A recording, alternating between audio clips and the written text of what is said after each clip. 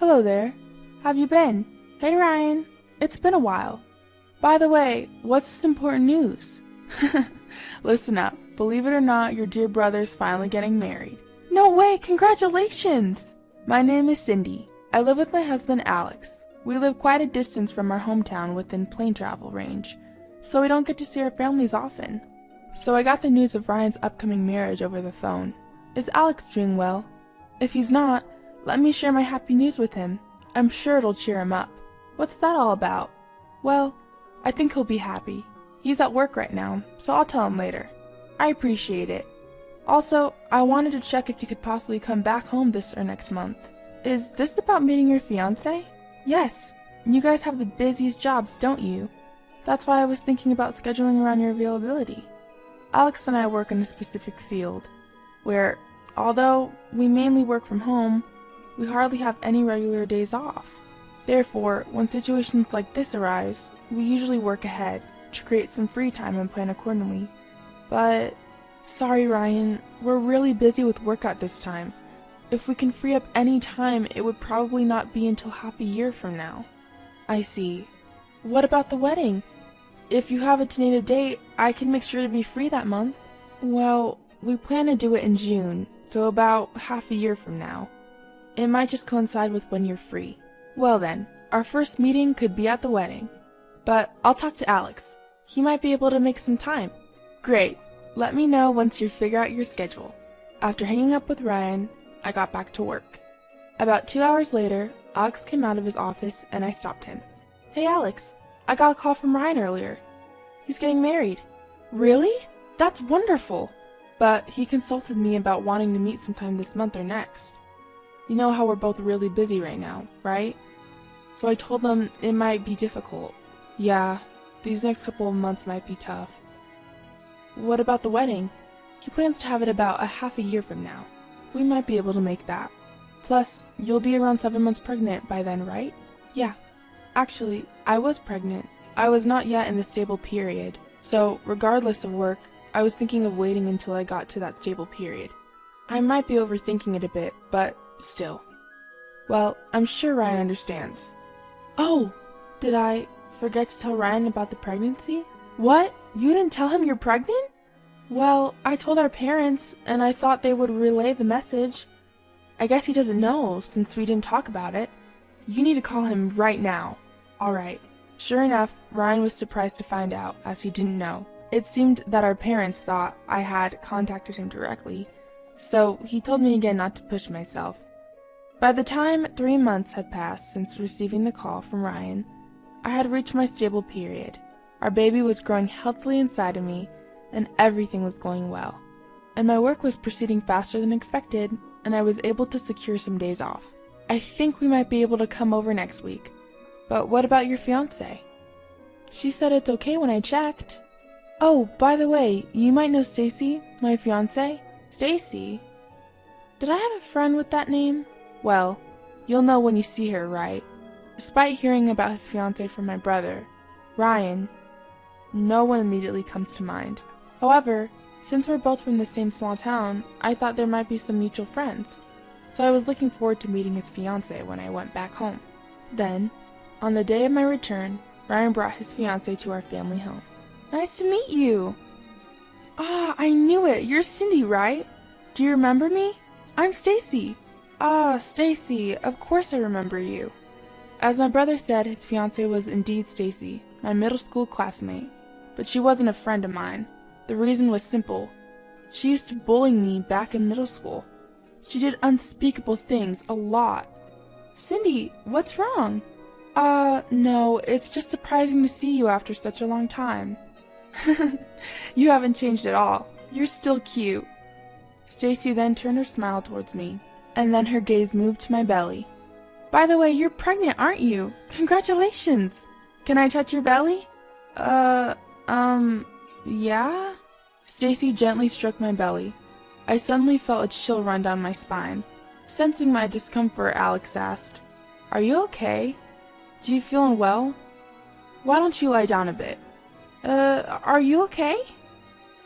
Yeah, sorry, I'll go lie down for a bit. I stood up and went to lie down on the bed upstairs. After about half an hour, I felt a bit better, so I decided to go back to the living room. There, I heard Stacy talking about me. Cindy was so cute in middle school, and she was really popular. She was popular? Alex will be jealous. Please stop it, Bill. I don't care about the past. But I'm glad Cindy is Ryan's sister. It's refreshing to have a classmate become a relative. The living room had a great atmosphere, but just hearing Stacy's voice made me irritated. Maybe I should just spill everything. Like the fact that I was never called cute, and what they used to call me back then. But seeing Ryan's happy face, I didn't want to say anything. Ah, Sydney, are you okay? Stacy, who noticed me entering the living room, quickly stood up and came over to me. Aw, sorry for making you worry. I'm fine now, thanks. I'm sorry too for not noticing. I've never seen this side of Stacy. That's why I decided to think that Stacy had also changed as she'd grown up. I didn't feel the need to make a scene here. A month passed, and Ryan and Stacy's wedding was just a week away. Alex and I managed to adjust our schedule so we could attend. My health was fine, and I had no problem flying. Then one night, I got an unexpected message. Ah, sorry for calling so late. I got your number from Ryan. Ah, I see. So, what's up? I just wanted to check something. Your husband Alex, he's not there, is he? I'd prefer if we could have a two-person conversation, if possible. I found her words unsettling, but with my husband asleep, I asked, he's sleeping right now. But you said it's important? Yes, it's really important. Daisy started to ramble on over the phone. You know, I really think you shouldn't attend our wedding. Wait, why not? You're not feeling well, right? So, I'm saying you should take it easy. Anyway, that's what I think. Hold on. We were just talking about me going home already. I'm feeling better now. You can't just spring this on me all of a sudden, huh? What? You're not feeling well? Right. Stacy's questioning hadn't changed since we were young. In that moment, I realized she hadn't changed at all. I appreciate your concern, but I have to decline. I want to see my brother off as a sister. Let's just forget this conversation. Then Stacy let out a long sigh on the other end of the phone. Look, you don't need to interfere. It's going to look bad. I'm just trying to be nice to you. Why can't you understand that? She finally showed her true colors. Since middle school, I was picked on, being called a monster, instead of being called cute. I even remember being called a witch and being splashed with water and mocked. You're weak to water, aren't you? But I'm an adult now. I didn't want to be intimidated by such threats. I'm going to report this to my brother. You're going to regret this. I didn't want to see my brother upset, but I thought this was the best decision. But then Stacy burst out laughing and said something outrageous. If you can, why don't you tell him? Your dear brother will lose his job though. Wait, what do you mean? Ryan works at First Publishing, right? That's where my father works. This whole relationship came about because of my dad's recommendation. What on earth? You can tell him if you want. Just be ready for him to lose his fiancée and his job. What are you going to do? I understand. I'll accept your terms. I had no choice, but instead of accepting the condition that I won't attend the wedding, I made a proposal. But I want to go home. If I suddenly say I'm not feeling well and can't come, it will look suspicious, and I want to congratulate my brother properly. That's okay, right? Well, you do have a point. Your husband is handsome, so it's more natural if he attends.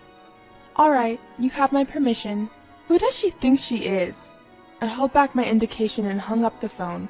At 11 o'clock at night, I quietly sobbed. From the next day on, I masked my sadness so as not to show Alex. Then I received a work-related call. Actually, I was planning to stay at my parents' house for about 3 days before the wedding day, during which I had arranged to have a meeting at their place. I had to attend no matter what, since I was going home anyway. And so, I returned to my parents' house the day before the wedding, and the day finally came. On the wedding day, I was at the wedding venue. Alex went to use the restroom, and I entered the venue slowly. Suddenly, "Hey, you! Why are you here?" Stacy approached me at the entrance of the wedding venue and whispered to me. She approached to me so as not to be noticed by others and whispered in my ear, "We didn't prepare a seat for the monster. Go home." At the moment when I thought her cruel whisper wasn't heard by anyone, Teacher, thank you for coming to my daughter's wedding today. Stacy's father greeted me with a smile. Stacy turned ashen when she saw this. Dad, you know each other? Hey Stacy, never mind that. What are you doing here? It's disgraceful for you to be here in your dress before the ceremony. I just peeped and saw Sydney was here, so... I'm sorry about my daughter. She can be a bit unsettled. No need to worry. We were classmates, so I understand. I returned the sentiment with a smile.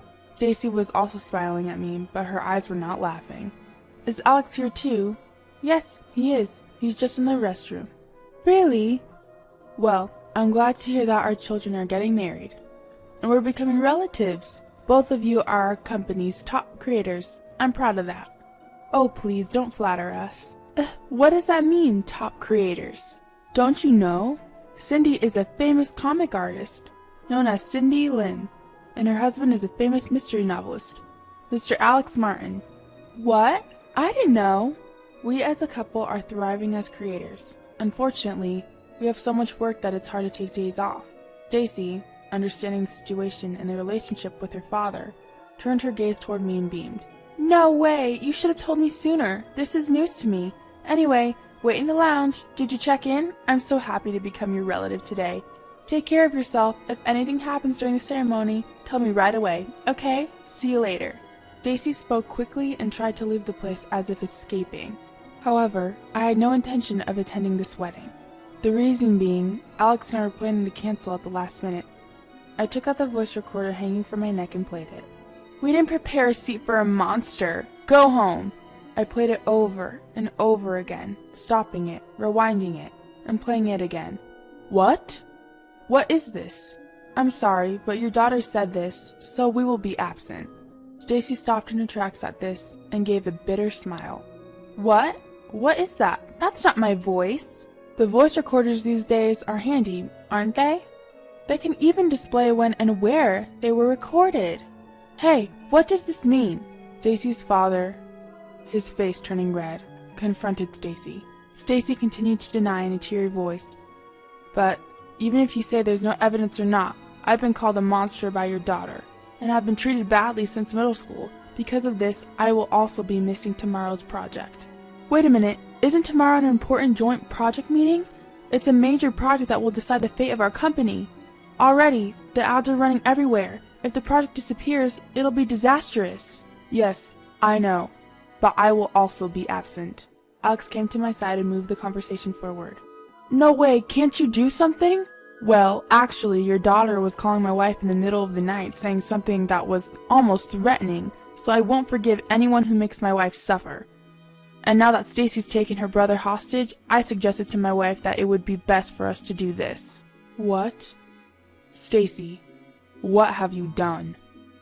It's not true. Dad, it's a misunderstanding. There's no way it's a misunderstanding. Ryan came out of the dressing room. His expression was stern, showing his anger. Stacy rushed to Ryan with tearful eyes. It's not true, it's not true, I didn't do anything! But Ryan took out his smartphone and showed a video. In it, Stacy was recorded saying, "Why did she come, despite being a monster?